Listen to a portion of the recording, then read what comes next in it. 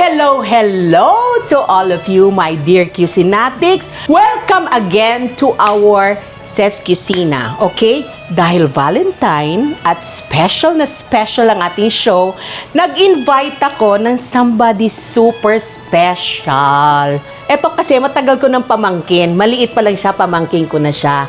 Ladies and gentlemen, please welcome Martin Del Rosario. Hello! Hi! Hello, Nanay. Hello, darling. Nakikita ninyo ang similarity, ha? Lahat ng mga followers ni Martin, hello sa inyong lahat. Dahil Valentine's, narinig ko kasi, Mart, ikaw pag may date, talagang all out ka. Siyempre, Valentine's, minsan lang yan eh. Oo diba? nga. Dapat special. Usually ba pag Valentine, ano ba ang saan mo dinadala mga date mo? Sa restaurant na siyempre, dapat may appetizer. Tapos dapat may main, may dessert. Tapos siyempre, may wine pa yan sa dulo para romantic. Ang sarap naman maging jowa nito. Ang tanong, magkano naman ang ginagastos mo? Pwede ko ba sabihin? Bulong mo na lang. Sige. Walang hiya ka? Sa isang gabi, Martin naman. Parang mahal sige. talaga, mapapamahal ka. Papantayin ko yan, ha? Yung budget mong yan, pwede kong gawin niyang kalahati ang presyo. Oh? Ako gagawa ng Valentine menu mo. Sige. Ang gagawin ko ngayon ay Greek style. Mahilig ka ba sa Greek food? Yes, tama. Favorite ko, Greek food. Naalala ko yan kasi kakain tayo sa labas. Gustong-gusto mo talagang Yes. Greek. Ang first natin, ang gagawin natin ay isang fish dish. Mediterranean fish ang tawag dito. Okay. Using Greek Ingredients.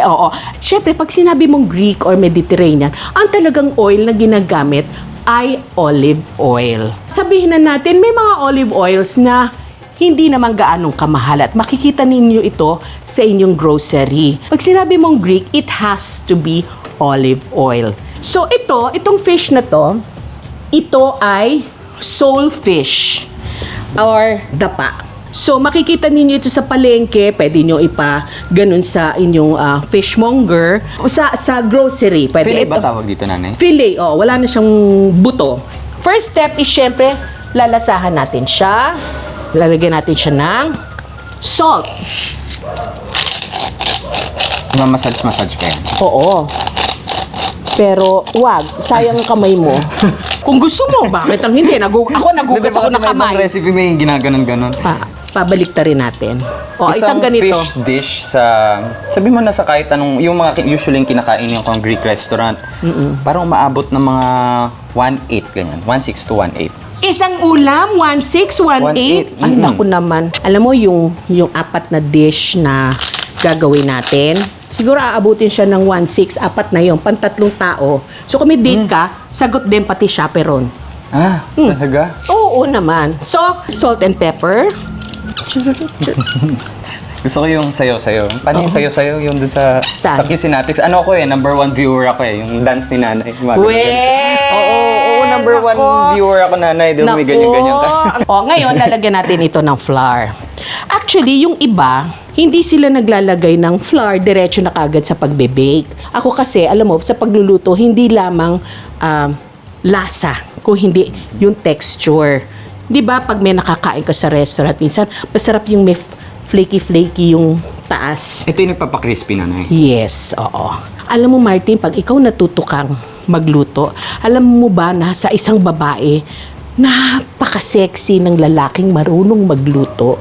Minememorize ko na nga, Nanay tinitake note ko na para sa Valentine's, di na ako gumasos ng ganun malaki. Nasashock talaga ako. Pupunta ako sa condo mo, ha? Bibigyan kita ng exam. So, mainit na yung ating lalagyan. Iba-brown lang natin siya ng kaunti. Olive oil. Oo. Ilalagay na natin siya. Nakakalito yung olive oil, di ba? Iba-iba siya. Meron yung pandip lang may iba sa salad, may iba sa tinapang merong olive oil na sinasabi niya pure olive oil, merong extra virgin, merong pomace, ganun. Ito ganun din. Yung unang piga is the extra virgin. Yun usually ginagamit sa panluto. No. Walang ano. Nakakahiya ako sa mga kusinatics. Wala akong... Alam mo, gwapo ka lang. Hindi binibigay ni God lahat. Ganda katawan, di ba? Talented, best actor. Pero syunga-syunga sa luto. Oo. Hindi, ganun talaga humor namin. Naku, pag nakita niyo yung nanay nito, yung bunso kong kapatid, naku, kalait-lait yun. Huwag kang sumagot. Nandiyan siya sa background. O, yan. Yan, medyo ito-toast natin siya ng konti. Nasaan na nga ba tayo? Yung extra virgin, pang ano yung pang salad, nagiging mapait siya pagka hina-high fire mo siya. Ngayon, i-imagine mo kung bakit tuwing nagbabiyahe ka, nasabi ko sa'yo, huwag mo akong bilhan ng kahit ano, olive oil lang, di ba? Alam niyo, itong si Martin, hindi niyo na itatanong yung anak ko only child. Nung lumalaki sila, halos magkasing agent sila eh. Sinusundo ko to. Siya ng kapatid niya para merong kalaro yung anak ko. So halos lumaki din sa akin ito. Kami yung dumudot-dot sa ref ng mga keso-keso. Alam pa ninyo na minsan yung mga sobrang ulam namin, mga saluyot. Oo, pero syempre I don't mind kasi syempre I love having them around. Kaya palaging puno ang ref dahil alam kong kutkutin itong mga to. Diyos ko, wala na ito tatago sa akin. Kaya ngayon, pag may ginagawa siyang mga pelikulang sabi ko, oh my gosh, dati pinapaliguan ko lang to. Ano na ginagawa mo ngayon dyan, Mark? Parang ganoon. Yung gusto lang natin, yung parang may crunch lang siya sa taas. Para mamaya, pagka binake natin siya, soft yung loob, Medyo crunchy yung labas. crunchy yung labas. Pag ito, itatabi na natin siya. Tapos gagawin na natin yung ating sauce. Pag marunong ka magluto, naku. Maswerte magiging girlfriend mo o girlfriend mo na ba? Ngayon, Alam mo ito, nakakainis. Walang pinapakilala sa amin. Bakit ba? Bakit ba wala kang pinapakilala sa amin? Sa tingin mo ba kami ay judgmental? Hindi naman, nanay. Ganun lang, private yung mga date ko. Oo. Hindi naman ako nakikita mo, medyo nagba-brown. Hindi natin talaga siya ipa-fry. So, hindi pa talaga siya. It's only half cooked. Parang pagka marunong ka kasi magluto at kumakain ka sa labas, tapos nakikita mo yung presyo. What? You're going to charge us like this? Nandito yung olive oil with yung katas ng fish. Okay, gagawin na natin ang ating sauce. Uunahin natin itong olive oil. Bakit? Kasi lalagyan natin siya ng butter. Kung meron kayo sakit sa puso, hindi para sa inyo to, ha? Bagets ang kakain nito, mga lovers. Kaya okay pa sa kanila. Ayoko masunog yung butter at ilalagay ko na yung garlic. Hindi dapat nasusunog. It should really just be low fire. Huwag mong papaabutin na siya ay Papait. papait. Ang galing-galing! Mana ka talaga sa tatay mo. Hindi, natutunan ko yun sa Ses Kusina. Talaga? Oo. Pag nangamoy na yung garlic, okay na siya. Okay? Mabango. So, lalagyan natin ng salt. Okay? Because meron tayong salt. Isa sa mga main ingredients ng Greek ay lemon. Pag fish talaga, you really need lemon. Pero maganda talaga ang combination ng lemon at butter. Kaya nga, hindi ba? Lemon butter. Yes, excited Ibabalance na ako. natin yung salt and asim. This is optional. Capers ang tawag dito. Capers. Ito, ang lasa ng capers, para siyang olives, medyo maalat. So, lalagay natin yan because this is so very Mediterranean. Very Greek. Very Greek, oo. Lahat na natin kasi ayoko kitang yung nanay mo, mamaya sasabihin, hindi kita inaalagaan. Ayan. So, mas maraming butter, mas maraming sauce. Hindi. Ayaw natin na ma-dry siya kasi ito ay ibe-bake natin. Okay. Sandali lang kasi remember half-cooked na siya. Yung loob niya hindi pa luto. So, yun lang ang over low heat lang. Okay. Ito ay herbs. Ang tawag dito, dill. Ito. Ayun yung nagpapag-Greek. Pag ako nasa restaurant, Greek restaurant ako, madalas ko makita yan. Meron akong tanim dyan sa labas. Ngayon, kung gusto mo, bibigay ko sa tatay mo dahil ang tatay mo magaling magtanim, di ba? Green thumb. Oo, at least yung tatay mo merong silbi. Ang sama ng tingin ng nanay mo sa akin. Ang bango niya. Ngayon, ilalagay na natin ito, tapos ibubuhos natin, ibibake natin. O after siguro mga 15-20 minutes, ready na. Ganun kabilis lang. Of course. Nakaka-impress sa mga date. At saka madali lang pala, nanay. Pag pumunta ako sa mga restaurant, akala kong hirap gawin. Yun lang akala mo kasi sa presyo, akala mo ang dami nilang Kasi nga ginawa. mahal. Wag mo akong ini-etching, Hindi, ha? masarap. Masarap talaga. Masarap. Ano siya, maasim, na may alat. So, sige. Ibubuhos natin ngayon to. Wow. Para mas lumabas pa ang lemon, alagay mo yan. Tapos, syempre, may mga ganyan-ganyan ka pang... Arte-arte. Arte-arte, di ba? Parang pag sinabing linuto mo para sa date mo. Yan, pwede mo na siyang ilagay sa oven. Okay.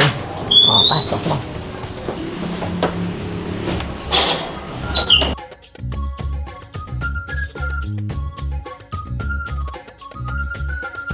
Ngayon, habang binibake natin yung fish, gagawin natin yung ating side dish, which is baked feta and tomato pasta. Wow, Social, excited, diba? no? Ko alam lang ng mga followers ng Ses Kusina, yung bata kami, lagi namin nilook forward yung mga pasta mo na. Laging special pag sinanay gumagawa ng pasta. Ang hindi alam ni Martin, nag-experiment stage pa lang ako noon. Kain naman sila ng kain. Nakala nila yun na yun. Hindi nila alam, nag-aaral pa lang ako noon. O ngayon, ang unang-una, dito na rin natin siya. Hindi natin siya bibake din natin siya para mas healthy. So, ang una, feta. Nako mga Cuisinatics, pwede naman kasi siguro gumamit ng ibang cheese, you know? Pero kung gusto talaga ninyo ng Greek na tasting dish, it really has to be feta. Since nagpapa-impress ako dito sa isang to, nakasalalay dito kung sasagutin siya o hindi, o makakasalan siya o hindi, kailangan the best. O, durug-durugin mo yan. Halika, Sige. magpakitang gilis ka dyan. Okay. Tutan, ang lalaki ng mga muscle mo. Ang feta kasi anak, hindi siya masyadong nagme-melt ka agad. So, kailangan tutulungan mo siya by making durog. Gusto ko din ng feta kasi masarap yung pagkinain mo. May mga bits-bits, maalat-alat. Oo. Medyo maalat na cheese ito eh. Pag gumagamit kayo ng feta, ingat lang sa salt kasi medyo maalat ito. Kung gusto niyo i-Filipinize ito, pwedeng kesong puti. Ay, gusto ko ng kesong puti. Kesong puti, may pwede. alat din kasi siya, di ba? Oo. Ay, Ayan. galing mo. di ba? Pwede na. Mana ka talaga sa tatay mo. Alam ko, kasi gusto mo ng cheese talaga. Cream cheese ito. Kung may sakit kayo sa puso, aba hinay-hinay lang, ha? Kung senior kayo, hindi ito para sa inyo. Para ito sa mga lovebirds na bata pa, na maluluwang pa ang ugat. Durog-durog lang. Durog-durog lang para pag binake mo, nagiging sauce na siya. Siyempre, ganito yung ginagawa ninyo maliit kapag nagluluto. Ay, oo. Ako ganyan, sa ref dati ni nanay, ganyan. Oo. Kukunin ko tong cream cheese. Oo. Hindi na nga Hindi ako lang cream cheese, pati yung parmesan nyo. Naalala mo na, nauubos-ubos yung tatlo yung butas, kasi isa yung half. Walang hiya ka. Dapat sinisingil ko yung nanay, tatay mo. Kaya dati, hindi na ako naghuhugas ng plato, pinagtitiyaan ko na lang dito. So, nakikita mo to. Cherry tomatoes. Ito ang tinatawag na cherry tomatoes. Mukha siyang aratiles. Alam mo ba yung aratiles? Yung maliliit na... Na parang nasa puno. Oo. O, ilalagay mo lang to. Ganun lang, ibuhos mo lang. Kasi pag binake mo to, siya ay matutunaw. Tapos, lalagyan natin ng bawang. Ikaw ba mabawang ka? Gusto mo ba ng maraming bawang? Mahilig ako sa garlic, nanay. Total, wala namang date mo dito kahit bawang ka ba ng toothbrush. Subok kita sa nanay Nabubuking ako mo. dito, ah. Ang daming bawang, ha? Kung may lahing aswang yung dinedate mo, wala. Ito ay Italian parsley. Alam mo, kahit na anong herb, let's say, basil, pwede. Thyme, One pwede. soy. Chinese. Ay, sorry. Hindi ba bagay? Diyos ko, sabi ko na nga ba, gwapo ka lang eh. Tapos, lalagyan natin ng olives. Maalat na yung feta, maalat na yung olives. Again, optional. Ang olives, optional. Kaya lang nagpapa-impress po tayo dito. Pepper. Easy on the... Ako, I would rather put salt later kasi baka umalat masyado. So, and now, buksan mo nga, ito yung pasalubog niya sa akin. The last time he traveled to Italy. Ito talaga tinitipid-tipid ko dahil siya ang kakain. Okay, galing Kaya mo Italy. next time, nanay. Pili ako ng marami pang ganyang... Ang tawag extra virgin. Oo. Ayan ha, huwag niyong buburahin tong bidyong to. Dahil... Ebidensya ba to? Ebidensya na nangako siya sa akin. Normally, ito okay na to, pero hindi. Dahil si Martin ang kakain nito at binili niya to sa akin, ibibigay todo ko ang olive oil. Wow. Ibibake natin ito ngayon. Okay? Papasok natin sa oven. Okay, nanay.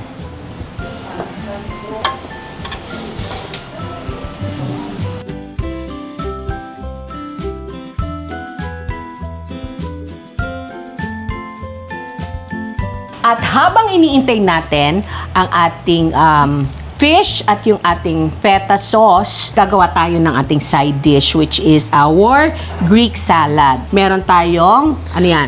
Cucumber. Cucumber na dinice natin. Remember, pag gumagamit kayo nito, kailangan malinis na malinis. And of course, we're going to have Chickpeas. chickpeas, okay? And onions. okay. And Red bell pepper. no. Ay, ano ba to? Tomato. Tomato, bagsak. Di ko alam. Magdidikit ka kaya sa akin para matuto ka magluto, okay? For the Mediterranean taste, syempre, lalagyan mo ng asin. Huwag Kurut-kurut. lahat, oo. Ganun kurut-kurut lang. Sige, sige pa. Sige pa. O tapos, syempre, ito. O, gamitin mo yung biceps mo. Yan. Ay, naku, iba talaga pag nag-gym mo. Oo, ay talaga, oo. Ang inuwi mo sa akin galing Olive Italy. oil. Okay, sige. Grabe, ang dami palang gamit ito. Dami talaga. And of course, our lemon. Ang pinapaagaw natin dito yung alat ng salt, yung asim ng lemon, tapos yung freshness ng olive oil. Tapos, ihahalo-halo mo lang. And of course, iba din ang tama pag meron tayong parsley. Arte-arte. Napaka-colorful ng Greek food, no? Of course. Yung mga may lahing aswang dyan, hindi ka pwede kay Martin dahil si Martin mahilig sa bawang. Mix. Mix, and then you taste. Ganun lang kasimple, tapos na siya. Tapos na siya. So, magkano na yan pag binabayaran mo? Naku, mahal na to kapag sa restaurant. Yung ganyan dami, ha? Ganito karami, pang ano to, 3 to 4 Oo. Ako, sisingilin ko to siguro mga... Hindi, mahal to sa restaurant. 300. Kasi mahal ngayon ng ano eh. Tsaka may olive oil ka eh. Pero yung ganyang karami, hindi mo makukuha ng 300 yan. Oo. Diba? Oo naman. Oo. So, sige, titikman natin, ha? Again, I think you can use the local olive oil na nakukuha ninyo sa grocery. Pwede yun. O, sige nga, tikman mo. Okay, Kasi tingnan kung kulang, lalagyan para sabi mo sa akin, testingin ko yung taste buds mo. Okay. Yan. Sino mo? Pag anong kulang? Salt? Alat. Alat. Alat. O, alat. Sige, todo na natin to, ha? Okay Sige na. nga, Okay na. tingnan ko. Okay nga. Mamaya pag kinain mo, mas malasa siya. Kasi hindi pa siya nag-incorporate. At saka natural siyang Sarap. may sauce na siya, oo. Hindi mo ako ini-etching, ha? Hindi. Ikaw nagtimpla niyan, ha? Hindi, masarap. Gusto ko siya. O, sige.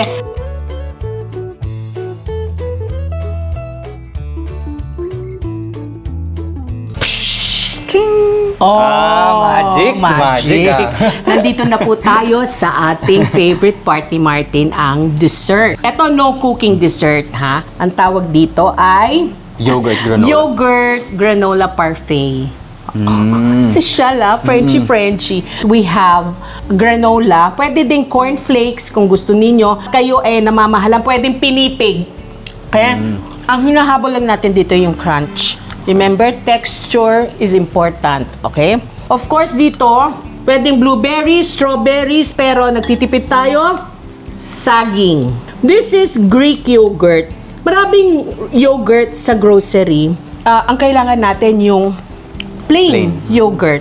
And of course, dito, crushed cookies. Ang hinahabol natin dito ay crunch. Okay? And of course, honey. Okay? Wala kayong honey? Sugar. Okay? Also, Layer layer natin pala to. to. Okay? Ang first layer natin ay, of course, the yogurt. Sige nga. Tanda mo, layering yan. So, not too thick, ha? Siguro Not too mga thick. ganon. I-flat mo, ha? Flat. Oo. Yan. Ang next natin ay, of course, saging. Huwag masyado, konti lang. Kasi layers nga eh. Tapos lalagyan natin siya ng, kasi ang yogurt na plain ay medyo maasim. So medyo lalagyan natin siya ng tamis. Ang hinahabol lang naman natin dito, tamis. Kaya lang since nagpapa-impress nga ako dito, kailangan ko tapatan. So, honey is it. Tapos, lalagyan natin ng yogurt. Pero ito, mas healthy than cream. Kaya yogurt, at saka yogurt, it's a Mediterranean, di ba? Ingredient. Ingredient. Yung basta pag galing doon sa part ng country, yung gustong-gusto talaga nila ng yogurt. Yeah. Maglagay ka nito. Actually, ito gusto kong gawin to sa bahay, nanay. Kasi ito healthy to O, ba't hindi mo Maganda tong pag ginagawa? after gym. No, after gym, at saka Maganda to. maganda siya pang breakfast. Oo. Diba? Ayan. Eh di kung gusto mo another layer of fruit, lalagyan natin ng konting honey. Pero ang social-social na itsura. Oh, pero sa ginawa mo, parang hindi. Ginawa na walang ka-art-art. Diyos ko, bagsak ka sa arte-arte ko, ha? Abstract yan, nanay. Oo, kung Abstract. di lang kita mahal. Tapos, itong ating crushed, cookies. Ganun lang. Layer, Kung layer anong talaga gusto nyo, siya. layer. Tsaka, bahala kayo kung anong gusto nyong fruit. Papaya, or if you want local fruits, mango goes very well with this. Bananas. Bakit ang bukang halo-halo na yun? Dapat sosyal eh. Ito, Tapos ito. titikman na natin, Gusto ko ha? maraming crunch. Sige. Oo. Yan. So, pag nagwo-workout ka, ha? Oo. Okay lang, kailangan tikim-tikim na tayo. Sige. Wag mo akong paplastikin, ha? Sige. Wait Sige. lang. Pwede hanggang ilalim? O, ikaw, bahala ka. Kasi gusto ko marami makuha. O, sige. Yan. Sige nga. Wala tayo sa shooting, ha? Masarap. Masarap. Gusto ko yung... O, sige.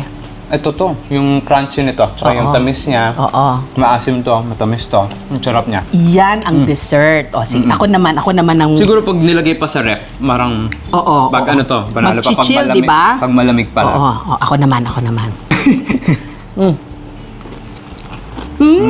Diba? It's so healthy. Ha? Sarap. Parang tayo nasa commercial.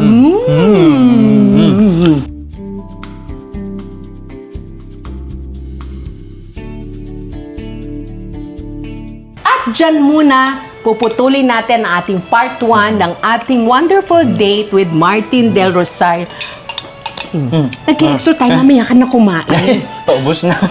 Inubos. Talaga? Abangan ninyo yung part 2 kasi titikman natin yung ginawa natin ngayong hapong ito. So, in the meantime, I would like again to thank you for your presence, for being with us once again. And as usual, rini-remind po natin na kung pwede po, kung meron kayong kilala na gusto mag-subscribe, mag-like, mag-comment, or mag-notification bell, magpadala ng stars, whatever, magpabibo, and everything. And as before, like I always say, ikaw, ako, sila, siya, magkakaroon ng dating kahit walang masyadong datong. Again, this is your Tita Ses saying, until part 2, until next time, manood kayo part 2 kasi ang dami kong chismis tungkol dito sa mga fans nito. Mga hindi nyo pa naririnig tungkol kay Martin Nako, Del Rosario. katakot. Ibubuking ko. So, Wag. I'll see you next time. Wala kang magagawa. See you. Bye! Bye-bye. Pack up! Hindi, talaga masarap. Ay, hindi Naubos. masarap.